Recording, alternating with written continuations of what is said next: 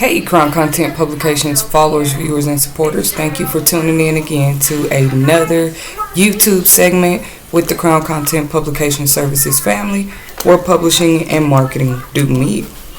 If you haven't already and you would like to become more familiar with the type of services we offer at Crown Content Publications, please feel free to visit our website soon, www.contentcrownpublications.com. So you'll see that we offer publication services for writers, authors, bloggers, artists of any sort, because they could need ghostwriting services for any reason, editing, formatting. We do offer these type of things for you guys out there, okay? And then we have our business consultation side that we do offer for clients that are interested, which is interesting because this segment today is specifically about how to start. If you read the title, if you saw the thumbnail, how to start and grow a business of your own in 2022 if you're interested. Maybe you already have a business and you just would like to hear what I'm going to be saying, and that's totally fine too. Don't forget to give this video a like and a subscribe soon. So I'd like to start off with the second part of what I said. Many people we see today have started or are starting businesses, but you know, one of the most long or short-term goals that should be included in your business plan at some point is ultimately growing your business. Now, a lot of you guys out there felt like you were forced to grow your business anyway, because with the changes of a pandemic also came the changes of how you were able to operate, where you were able to operate, and maybe even your prices, because you know we're living in a time of inflation. Okay, so don't feel alone out there. If you're a freelancer, entrepreneur, even myself, work that was once just readily available, or certain clients that I could in the past count on to be available for services simply weren't. You know, many people's living situations and conditions did change, either temporarily or for the long run due to the pandemic, okay? So yes, your ultimate goal should always be to essentially grow that business, and that's where I want to start. Yes, we're going to talk about starting businesses, but growing that business, how is that not a part of your business plan? Maybe you were just one of the humble people who just, you know, wanted the entry level benefits of becoming an entrepreneur, business owner, like setting your own schedule, your own hours, you know, renting out your own office space or whatever it is that you felt like gave you more independence as an individual when you started your own business. But yeah, you know, if you don't have a strategic plan and how you will grow after either 6 months, 3 months, it's even better, really. We can't tell you how to do things, guys. These are just tips. This segment is about tips about how to grow and start your own business, okay?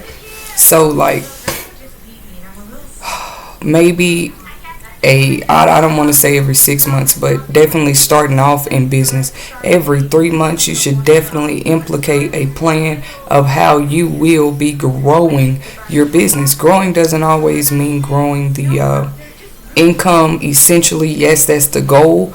But, you know, adding more services, for example, or if you become a limited liability corporation, maybe adding more, hiring more, so that you can offer more, okay? Because we know that it's just simply almost impossible for one person to, you can do that for so long, but ask anybody who's tried to run a full-blown services or product business, they get burnt out at a certain point trying to do everything by themselves. So that would mean you need to make a plan and have a way, because you can't just hire people. Of course, they're going to be expecting pay at some point, whether it's commission or, like I said, you become an LLC and you're just hiring people right on, maybe like security, employees that can help you with the daily functions that your business needs and things like this. Just kind of making you guys aware of how the successful businesses did get to where they are today. It was a process, and they also went into business with the plan to grow, and with a plan that they did refer to either every 3 months, every 6 months, every year. At some point, though, if you were to do a business consultation with us and we're giving you strategies and ideas to grow your business, these are the types of things we talk about. Give this video a like. Don't forget to visit my website again. It's always in the description section, www.contentcrimepublications.com, because you might be interested in a more personal consultation where we could discuss, because the fact is there are thousands and millions of different type of businesses, right? And I think a lot of people get the impression that every business has to do the same thing. This is what I love about the versatility of the services I offer. I might talk to a chef one day, mostly authors, right, because we're content publications, but I might talk to a DJ another day, entrepreneur who does lawn care another day, and landscaping. They're all going to need different needs according to the type of businesses that they are running. Okay, that's kind of where I wanted to start as far as growing businesses. Just if you didn't get anything out of what I was trying to say just now, if you're trying to grow your business, it's definitely going to require some planning, but it's a great plan to implicate in your business plans. And then it's not bad to mention when you begin to apply for business loans and grants and things like this, it just looks better for you that you do have some sort of plan already written out. Once again, don't forget, we offer publication services. We will help you write these things and get these type of documents together for your business needs or for your business financial applications, grants and loans and things like this. You're going to need certain types of documents to prove what it is, the goals that your business has, your mission and things like this. And your mission should essentially include growth at some level. Okay, so I got that part out the way. Now let's talk about the fun part, how to start your business. This is just going to be a short rundown for somebody who wants to hear it from an entrepreneur millennial with children herself. I'm a college student, all of that, y'all. And yes, bills never stop.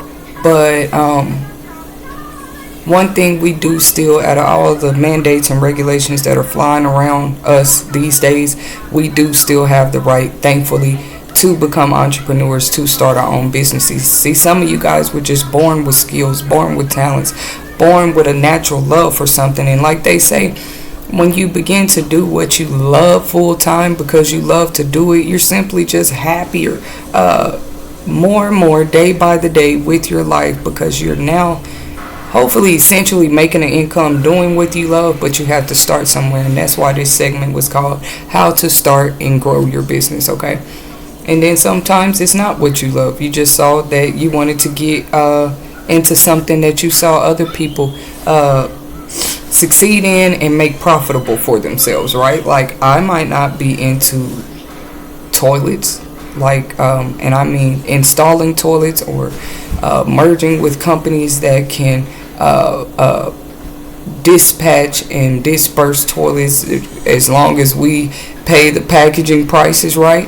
But if I see that that's profitable and that millions of people across the country will always need toilet replacements, it could be a business idea. These are the type of things we talk about in business consultations, because some of you guys know that you want to start your own business, but you just don't know where to start, and the possibilities are endless. You want to always look at what is in demand, okay? Even with your career, right? Like, if you're even just looking for a company to go work for, you want to look for companies that are in demand, because this is just the truth. Many businesses did shut down when something like the pandemic came about, and they're still closed. Not just whole malls, but shops inside of these malls that they have replaced with other stores and things like this.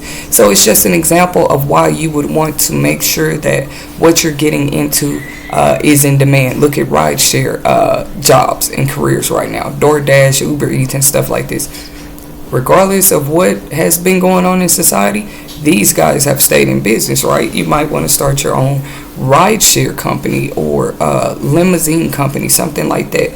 There's no wrong or right business that you can or can't start. It's my point. You just need to do the research. Like I say, the number one starting research I would recommend is whether or not that type of work is in demand. Okay, and a pandemic is a great time to look at how you can service society more, how you can service in a way that will benefit us, not just in the present but also in the future. That way you don't have to worry about that part, that short end of the stick, and going out of business sooner than you expected to. Okay, starting a business. So you want to make sure you research what's in demand. It's like the third time I said it. You want to write a plan. This won't be your essential long-term business plan, but this would be your plan as into starting your business. This is just something a lot of us didn't do. We just followed the steps as we went, because we wanted it that bad. But it is a great thing to do to keep you from going through a lot of things. Business starters that didn't do these things went through. Okay, this business plan will probably consist of how you're going to set up your business account, what your business name is going to be, whether you're going to hire employees or you're just going to be contracting people to help you, or is it a business that you can just do yourself. You want to plan where the finances are going to come from. Guys, just remember there are real things called business startup loans out here and stuff like that, which means that creditors are aware that people go into business for themselves every day. Okay, but anyways, you're going to want to find the right plan for you, whether it's fundraising or starting a GoFundMe, selling candy bars to get to your first $5,000 that you're going to need to get the tools that you're going to need to start your gardening thing. And then if you're fundraising, make sure you make it clear, and people are going to ask you anyway, well, what am I buying these candy bars for? It's one thing to buy candy bars from children, but if you're an adult, you're selling perfume or something, and this is a fundraising purpose for your business, this is something you're going to want to tell people when they are interested in buying something from you when it comes to fundraising for your business startup. For example, I needed business funding for bigger goals. I might have wanted to invest in certain bigger products. Not even a business office or suite yet. It was products that could help me produce books a lot faster, not just for myself but for other authors. So I'm not going to go into detail. For example, a printer or ink, whatever it was. And I knew that just off the minimal income plus the pandemic setbacks I was going through, I was going to have to start fundraising for my goals. But did I give up on my business plan? No. Writing that business plan before you even apply for an EIN number is a great thing to do. And I'm about to tell you why. Because obviously I didn't do this, so I found myself fundraising randomly. Like, I never knew when but I could always sense when I needed to, because I'm like, hey, this money right here has to be for my personal life and bills, but I'm still needing funding for my business. Maybe I wasn't getting approved at the time because my personal credit was awful or whatever, and this is just a route I chose to take, which was fundraising. I had to find something affordable I could invest in and almost what we call, where I'm from, flip the money and see a bigger profit from whatever I was fundraising off of, so that I could put this into my business. Okay, maybe I needed a storage, maybe I needed a extra vehicle or more gas because of the type of business I was trying to start. I had already started it, honestly, but to keep it going and to see it grow. Remember, this segment is called How to Start and Grow Your Business. I just want to give encouragement when I tell this little part I'm about to say. So I had to, remember us talking about looking at what's in demand. At the time, I'm like, man, people are buying Clorox wipes. They're buying all these different things because they want to stay protected through the pandemic. And this was at the start back in 2020. So I decided to invest in face masks. I probably wasn't the only one, but this is just a part of my story and how I was able to kind of stretch and build funding for my own business without having to go through a bank. I literally fundraised this. Okay, now I probably didn't announce to every customer who bought a mask from me that, hey, these proceeds are going to go back into my business, Crown Content Publications, and thank you for your support. I probably would have got more support. But as I learn and grow, I'm also wanting to help people out there because they don't have to go through the half of what I might have had to experience through my journey, okay? And this is as a business, a business major myself now.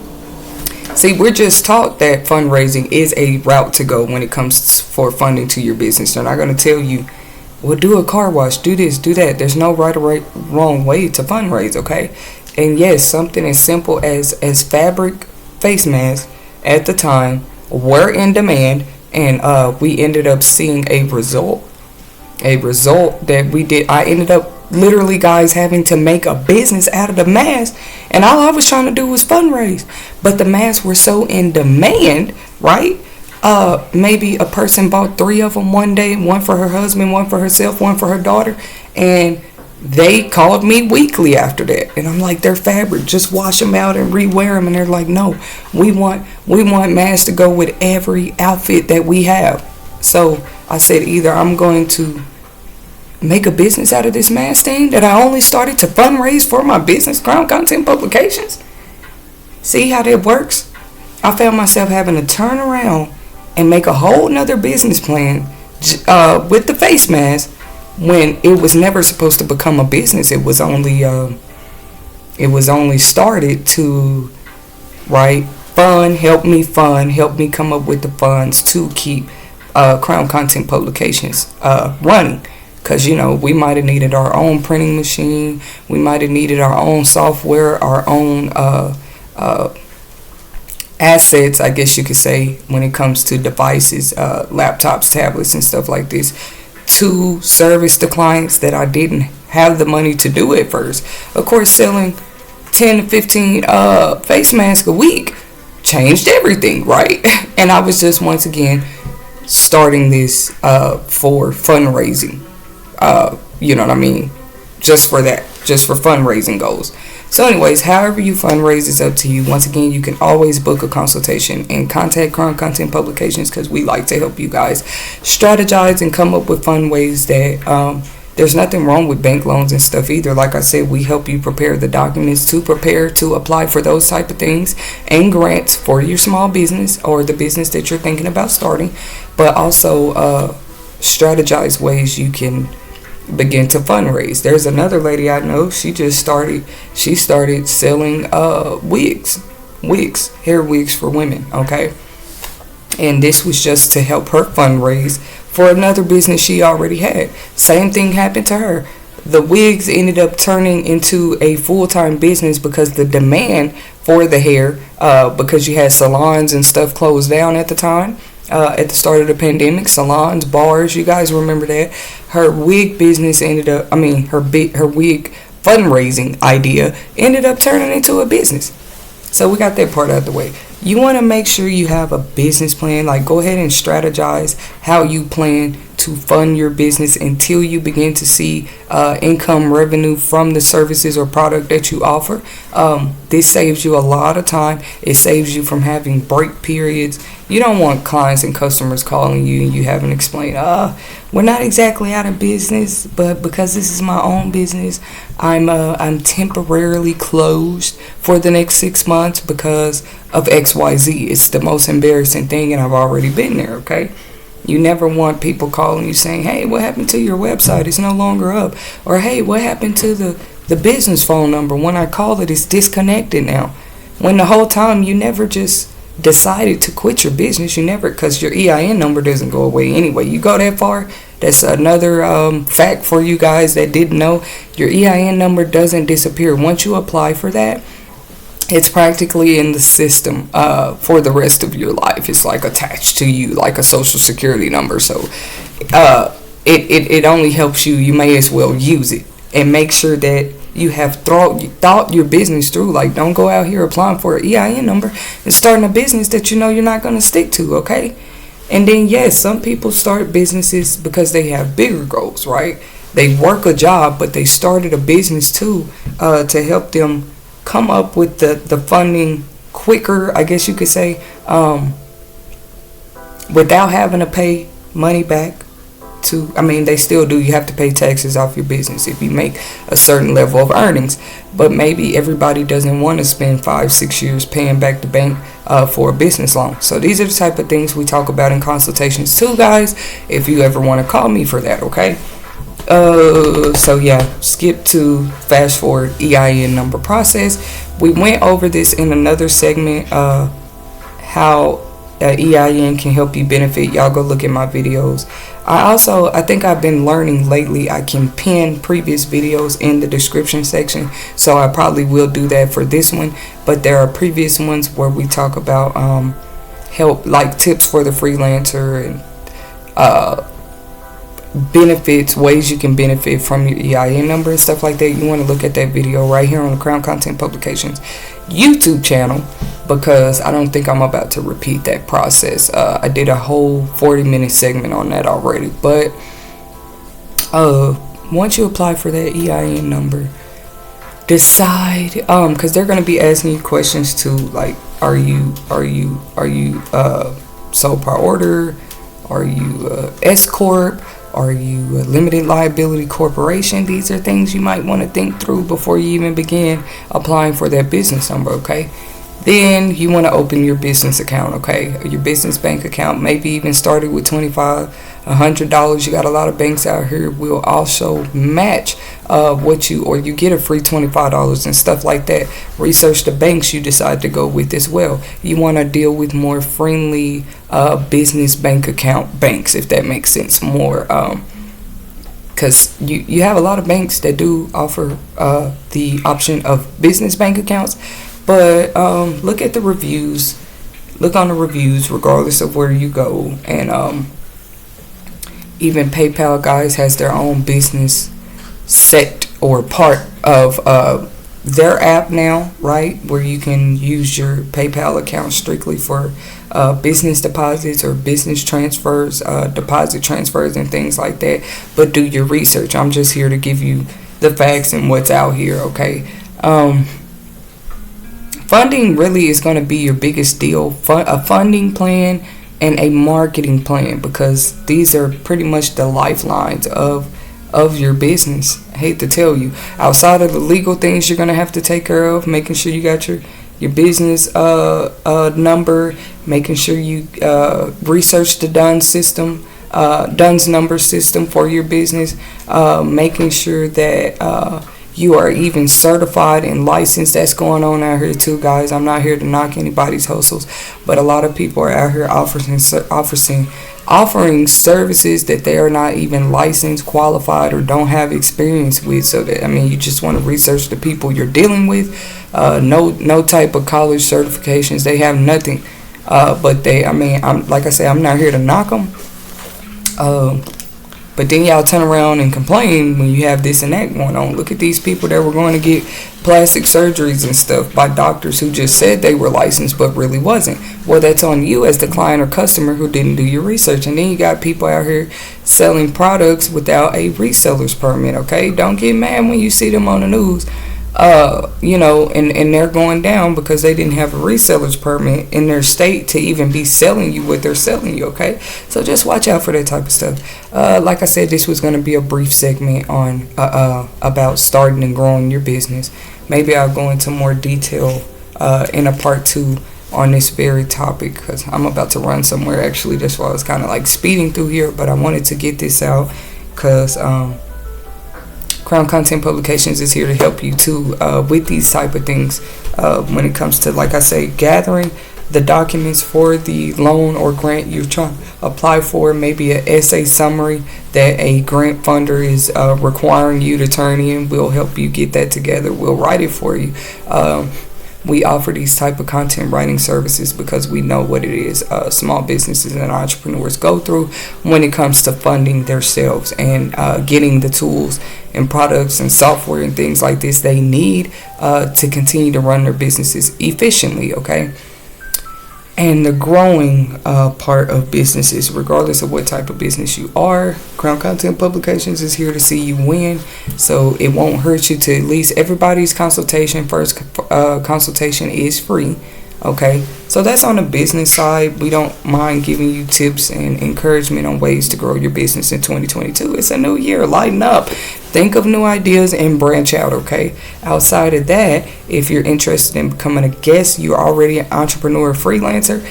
We've been interviewing guests on our podcast show. The link you can also find in the description section.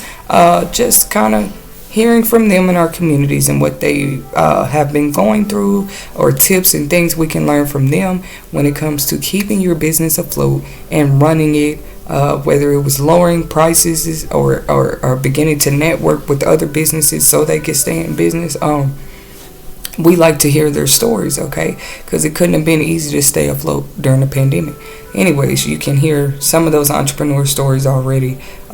We also interview authors and artists of any kind. So you guys, I always leave the email in the description section how y'all can contact me. Give me 48 hours to respond, because we would love to have you on the show, okay?